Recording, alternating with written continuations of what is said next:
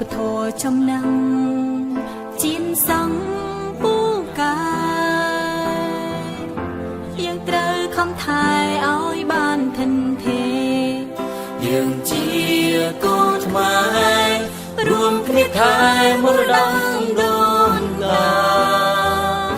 ជាតិយើងថ្លៃថ្លាដោយសារយើងចេះសាមគ្គីគ្នារួនដៃគ្នាឡើងមិនអើយ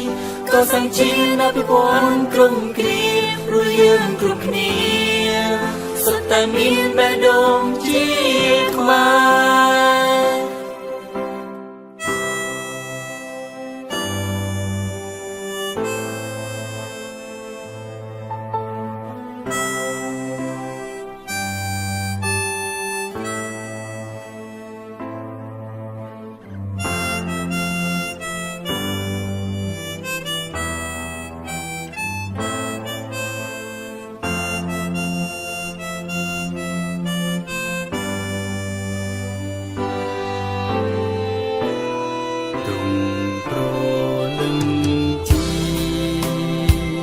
សន្ធឹងលើវេហា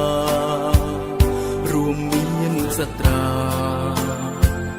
ជាមលុបត្រឆៃទូទាំងរដ្ឋាមង្គលសេរីក្លេចាំងប្រស្រីជួងតែក្តីសុខយើងជាកូនខ្មែ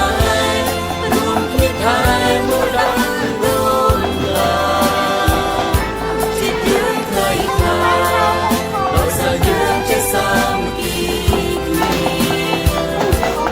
ដៃគ្នាឡើងមិនអើយ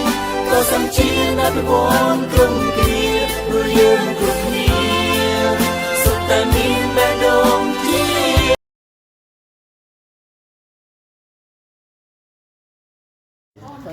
ញ៉ាទៅដល់ណាបងគាត់អត់មក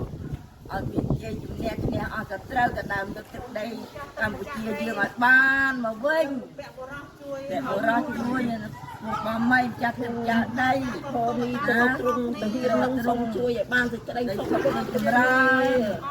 កុំឲ្យមានគ្រូនឹងងាយសោះក្របទៅមុខឲ្យកំឡងមកក្រោយឲ្យលាយកុំឲ្យវារស់ឲ្យសោះឲ្យវាងាប់ឲ្យអស់តៃហោ